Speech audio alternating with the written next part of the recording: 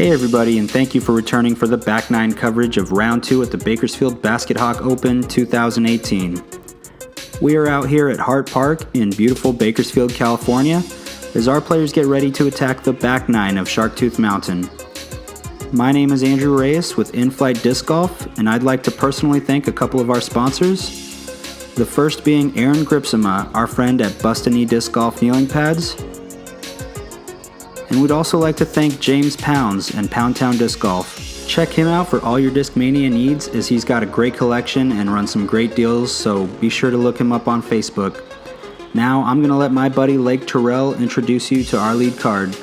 Hey guys, we're here starting the Bk9 with 4 players who are all looking to get this win. Josh has got a couple stroke lead, but David, Christian, and Austin are all in the hunt, and they're looking to make some moves here on the Bk9. We're going to get things started here on hole number 10, affectionately known as the tank shot or the water tank shot. And the main feature being this huge water tank right in the middle of the fairway. It's 294 feet, and the water tank is about 250 feet down the fairway. Mandatory left means you have to throw a turnover or a side flick hyzer, and it's completely blind. It's such a difficult shot and such a really hard green to stick. It kind of has this secondary shelf up top, and below the basket is a little bit of a, kind of like if you're short, you have an uphill putt about 10 feet uphill or so. Christian's going turnover. He's playing this one near perfection. As you can just see, this thing's just going to gracefully slide in there. Oh wow, that is absolutely perfect. It looks like Josh was trying to go more traditional, kind of straight at that gap, but he's going to catch something early on the left side. Austin's going big side flick all the way around, and that's huge. Yeah, that's going to spike down right in there, right where he wants to be, and there's no way he can be unhappy with that. Here's David. I believe he's going to go turnover as well. He's going to put a nice pump out there, and that one's going to turn. Don't know if it's got the distance, though. He's going to catch a little bit of the water tank. He's going to hyzer him out, but it looks like he's got most of the way past it, and he'll actually be able to see the basket and have somewhat of a look from there. And here's Josh. He's kind of pinched off short of the water tank, but he throws up a floater onto the green, and that should get him up and down.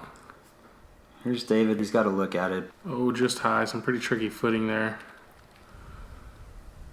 And a phenomenal drive from Austin leaves him this little downhill comebacker that, I don't know if you can tell from the camera angle, is pretty much a death putt.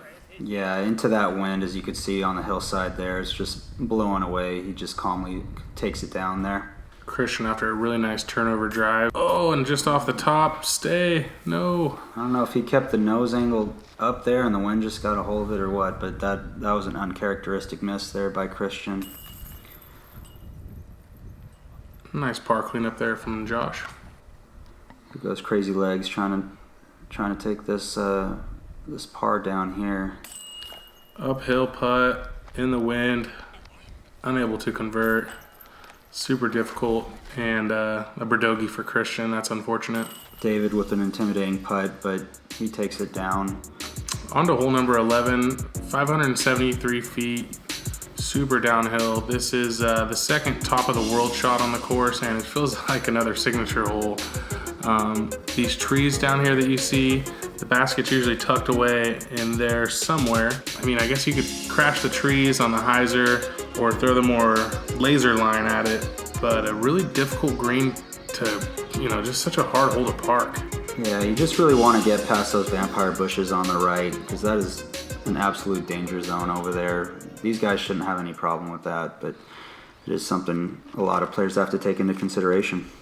Austin getting things started here. He's throwing that low hyzer. This is looking to penetrate and skip. He's left it a bit short. I don't think he got the ground play that he wanted, but possibly a look. Here's Josh with that biohazard aftershock, and he's got a good arm on this one, and it's going straight at that tree right there, and he's hit it, and it's dropping him straight down, and there's the basket. He's really close on that one. Oh yeah, he's on the dance floor. What a shot there. Nicely done by Castle. Josh shows David the way. David trying to match him. Just flip that one up a little bit, but he will hyzer. Yeah, he's coming out a little earlier than he wants, but he should have a good look at the basket from there. Yeah, easy up and down. Here's Christian. Looks like he's throwing a destroyer here, but that needs a lot more turnover than it's going to get. Yeah, that's a little early release on his part, but he's out in the clearing. He's got a straight look at it.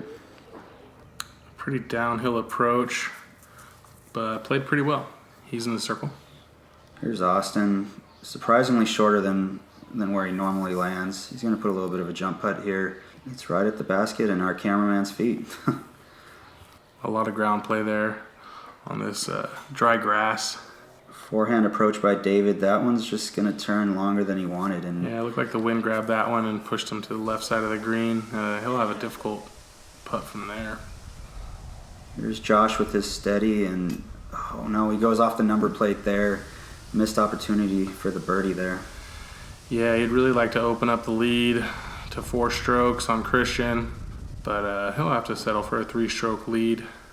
And this wind is just getting nasty now, as you can tell. Those leaves are blowing everywhere. There's Austin for his par save, and Nicely he's done. got it. As he's pointing out who's furthest out on this next putt here.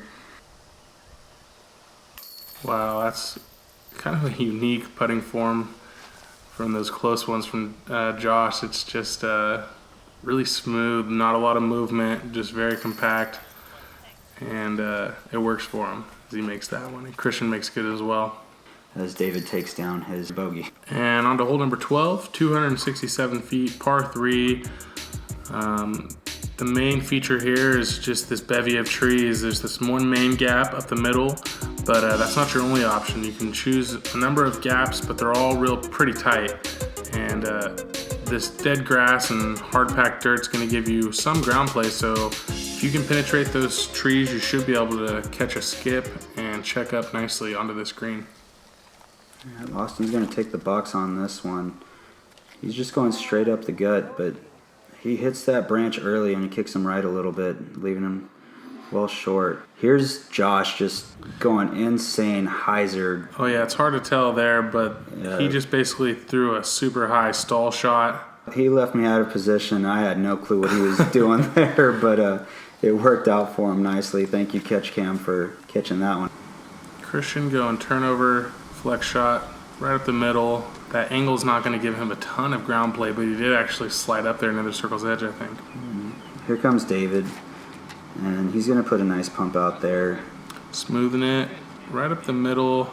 Yeah, effortlessly just glides past the basket, but he should be in a good spot now. Long jumper there from Austin. After he finds himself out of position, he'll be taking a par. Here's Josh for the birdie. Oh no, and he's missed that one. He's found some struggles on the putting green here in round 2, but it doesn't appear that any of his card mates are heating up and threatening his 3-stroke lead as Christian goes low there. You're right, but there is some action going on the chase card there. Some players making moves and actually surpassing some of our players on this card, but Josh's lead is safe for now. Excuse me, that's a super unfortunate birdogey for Josh.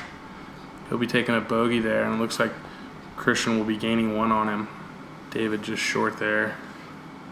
This hole is deceptively hard, as I've seen people turn birdies into pars and pars into bogeys. It's really open. A lot of these putts you'll see are affected by the wind, and the slope of this green, they can sail on you and get away from you sometimes. And one of the coolest holes on the course, the spine hole, number 13, unlucky number 13, if you will. This is a really, really hard green to stick. It's super duper uphill, and maybe, a 10, 15 foot wide little fairway here at the top is the only place you're going to find a birdie, and those putts aren't easy. Yeah, I think Austin said it best. Who needs islands when you've got spines to land on? And it looks like he's trying to land on the spine, and he does it. That's really, really good. Pin high. And here's Christian. Unfamiliar to this course, but they're giving him some advice again, and fortunately don't believe he executes the way that he wanted to, and he's just gonna find himself at the foot of that hill trying to lay something up just for a par. And you're gonna see the mistake that a lot of people make, getting that nose up and letting the hyzer take over. But David's throwing a really straight finishing disc there, probably a putter or something of the variety, and he's able to finish up on top of that spine where you want to be. Josh is throwing breaker here, and he's giving it a good run, but unfortunately he's not going to slide down a little bit. He didn't stick that spine. Oh, wow, he chose to run the ace, almost gets it, misses left side, but I don't think he rolled all the way to the bottom of the hill. Oh, and Christian stalls out as the putter almost gets blown into the basket there. There you see the uphill nature of the spine really coming into play there on Christian's putt. Oh, just off the front, I think, for David. And this is for birdie from Josh. Oh, and how does that not stay in there? I have no clue. I have no answers there for you. That looked center of the heart of the chains, but I can tell you personally, he was very frustrated that that one did not stay in there as he should be. Nice smooth birdie for Austin. You gotta love putting it on the spine and collecting on the two. Feels great. There's Christian putting it in for the par. I believe David's going to come up and put his away.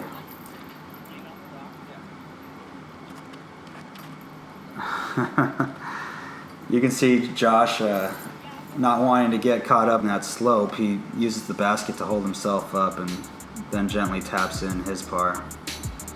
Hole number 14, 450-foot par 3.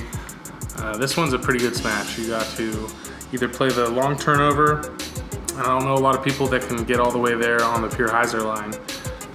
The turnover shot brings that hill into play, and anything that hyzers early can be hard to find once you're in that long grass. You'd like to let it turn all the way over that walking path, all the way down near that little circle pit, and hopefully approach somewhere near this little uphill green to have a look at birdie. Austin's getting things started here. He's going to show everybody the route, playing the deep hyzer, which... When I said nobody could get there on the hyzer, what I really meant was very few people can do it. Austin's coming pretty close there. I think that's just outside the circle. Christian's going a little bit more traditional, throwing that straight to turnover shot. That's what doesn't appear to stop moving right. The cameraman's lost it. Maybe the catch cam got it. Oh, and we found it again. Just skipping past that stop sign. Oh, slow-mo over the stop sign, and the roads with the double yellow lines painted play as OB, as road and beyond, so I think that's going to be out of bounds for him. He is OB, but there's a little corner where he just crossed over that he's going to be able to play that in from.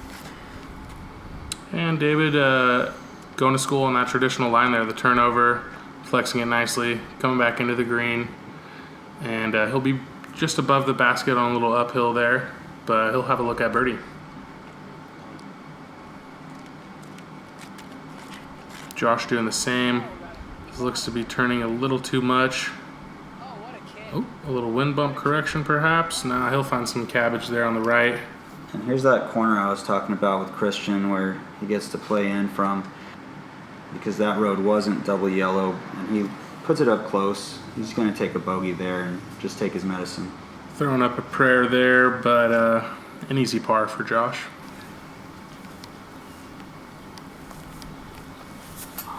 Just off the top for Austin. He would love to have that one back. Yeah, he's starting to run out of holes here to gain some ground back. He's not out of it just yet, but he's got to do some work here. There's David with a birdie run there. There we have Austin cleaning up that par. David cleaning up a par as well. Christian is, only 2 strokes off the lead, but he'll be taking a bogey right here, and that will put him 3 off the lead and tied with Austin with just a few holes left to play. As Austin plucks a mini off of the top of the basket that it looks like someone left there. Josh will take his par, and we'll be moving on to hole number 15, 366 feet. The difficulty here is just getting off the tee cleanly. As you can see, there's a grove of trees that you're throwing through. You need to pick your gap and escape cleanly in order to get anywhere close to this green. There's a little downhill here that slopes back up, and the basket is perched right on the edge of that road, making all the putts pretty difficult. You don't want to sail them long out of bounds, and they can roll away on this small little hill here on the green. Austin's still got the box here. He's trying to go up the gut here, but unfortunately, he's going to hit that tree a little bit early. And like I said, just the primary thing here is getting out of this grove of trees and off the tee cleanly, and Austin unable to do that. Looks like David got out pretty clean. David says, I'm just going to throw it smooth and up the gut, and he does exactly that, putting himself in fine, safe position there. Looks like Josh is going bonsai here. He's flirting with that road, but it's going to stay just inside there, and he's going to have a look at the basket from that position. Christian's looking to get things going after that last bogey. He's hit the right side gap pretty cleanly. He's got follow through for days there as he just holds it up there. And yeah, it's going to trickle down into that little valley right there, and it's a good shot, but these low-hanging branches on the green can really make the putt difficult from that distance.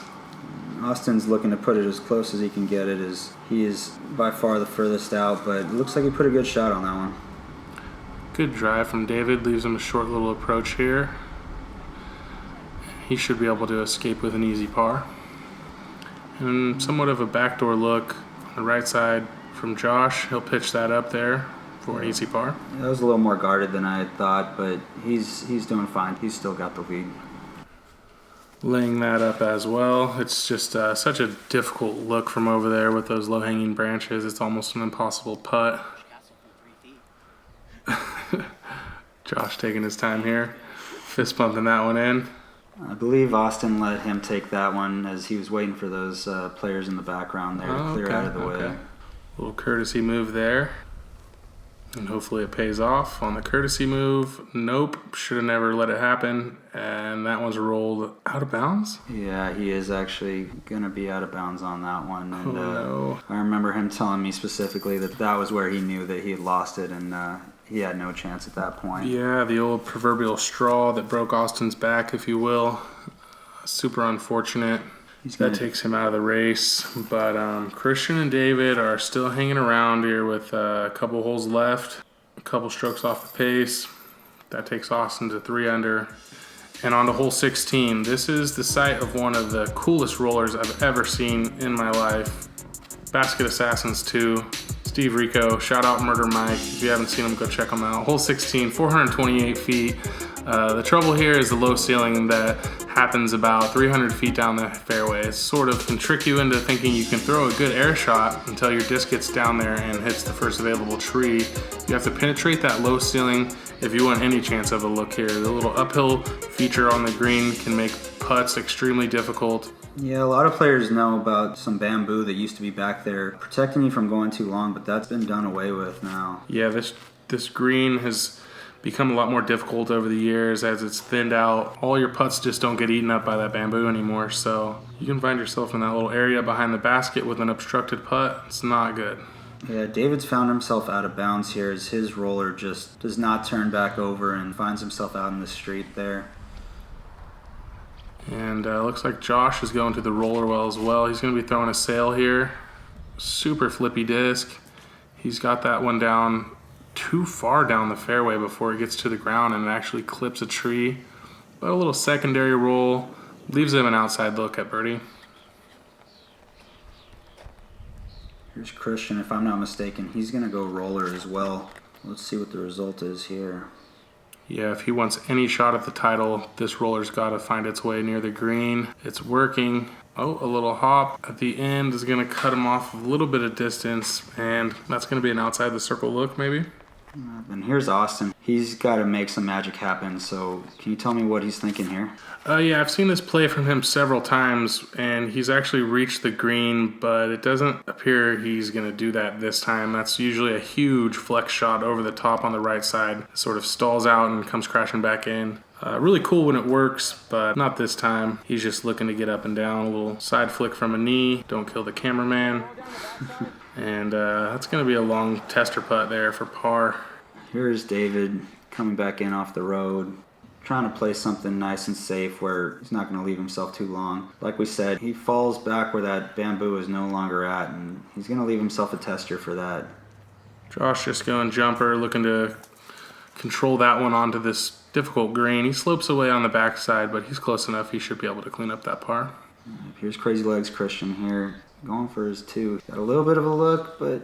Oh, really good run there, but I don't think he connected on that. Here's Austin throwing out of the trees here. Oh, when he hits chains there and gets stopped by the tree, but man, he wanted that one.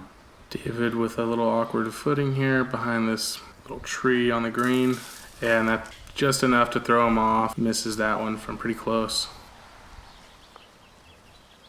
Taking all the time he needs to focus and make sure that one finds the heart of the chains there. You don't want to start bleeding here coming down the stretch. Yeah, seeing Austin and David's bogeys there, he's just thinking par is perfectly acceptable here. Yep, we got 2 holes to play. Don't do anything crazy. And Josh is looking to walk this in with a 3-stroke lead and 2 to play. Austin's going to drop that one in and just kind of shrug as he's going into hole 17 here. What do we have, Blake? 17, 333. Again, a whole bunch of 3s, but these guys want the 2. This is a breachable hole, and you can sort of attack it any way you like. You have the drone, flying the right-handed hyzer, and you can see this little downhill feature that will naturally funnel the discs towards the basket, or you can throw the left gap with either a turnover or a righty flick. We're going to see the forehand from Mr. Castle here. I believe he's going Hellfire, and that's pretty good. It's hyzering into the hillside. Oh, excuse me, it stayed up on top of that little shelf there, not really funneling down towards the green at all. He'll be looking down at the basket from outside the circle. Here we have Christian trying to get a little bit of flip out of this one. He leaves it a little bit higher than he wants, and he's going to get knocked down. Austin's a really well-rounded player. He's got all the skills necessary, and there's the forehand a little bit long there. Pretty powerful. Yeah, and he knows that he went a little bit long there as he's flexing the muscles. He says, I'm too strong for this one, and it's good to see him still having fun. Yeah, his heart's in the right place. He's out here having a good time. He likes to win. He's competitive as the next guy. But how could you not have fun? And here we have Christian just trying to put himself in a spot here after a tough drive. Pretty well done. Looks like it's a little short. David with a little downhill look. This would be a fun one to cash in. Oh, gives it a chance, but just a little bit low. Here's Josh after a decent drive, but he knows where he's at in the standings, and he's not trying to do anything to mess that up. Yeah, he wants the stress-free tap-in par, and there's no shame in that. Austin trying to come back on a long one. Unable to convert that birdie. And the tester par, he'll take it.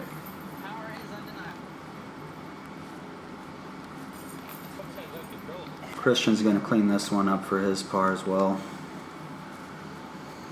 And hot dogs and hamburgers. Looks like we're going to have a barbecue here on the 17th.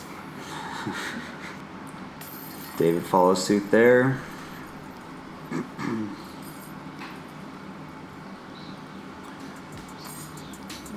we're going to jump into the final hole here, hole 18. What do we got on this one? Really difficult ending hole. A whole bunch of trees and a downhill slope that runs the length of this green. It's a low ceiling, it's tons of trees, sticky greens. The lush grass isn't going to give you a ton of ground play here.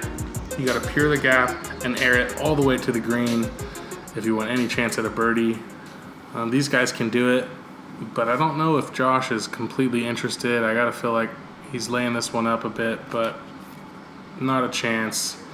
His high percentage play is to actually just go for that one. He catches a little bit of the ceiling, and that's just fine.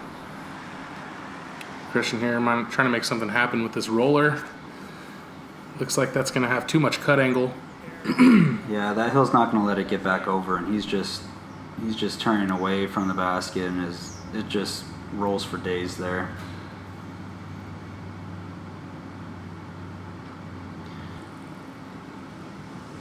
Austin, probably an FD3. He likes to pop those ones up and let them fly straight. He's going to get the first available tree there.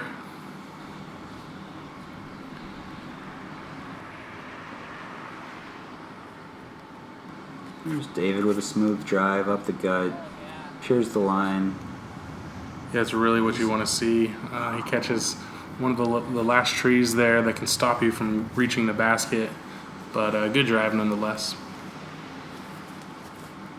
I think a little bit of frustration kicks in here as Austin lets that one get away from him. Yeah, threw it a little bit high, and it's knocked him straight down. He'll have a long look for par.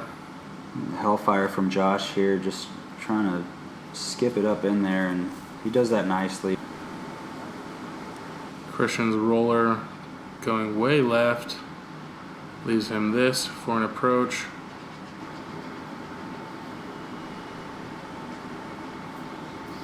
We'll put that one close for a par.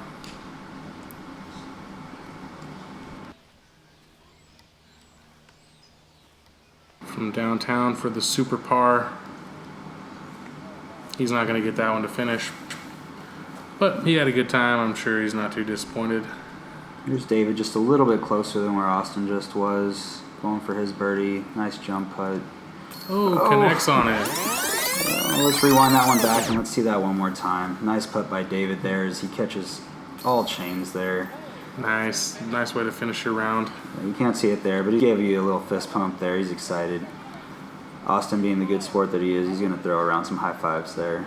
Nice. Got to respect the putt there.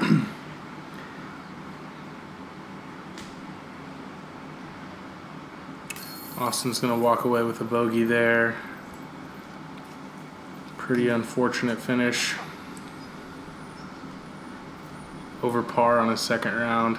You got to think he would love to come in under par and competing with Josh, but the flurry was too much. The man was the best golfer of the day, and Josh is going to walk away with the win at 8 under par. Yeah, and he's our 2018 Bakersfield Baskethawk Open champion.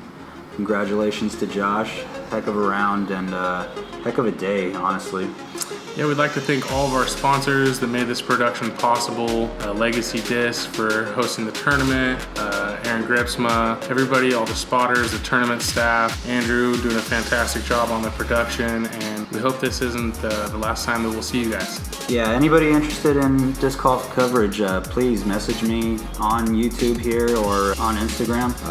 Love to do more of this, and please contact me for anyone interested. We hope you guys enjoy the coverage. For Andrew Reyes, In-Flight Disc Golf, this is Lake Terrell, and we'll catch you guys next time. Thanks for tuning in.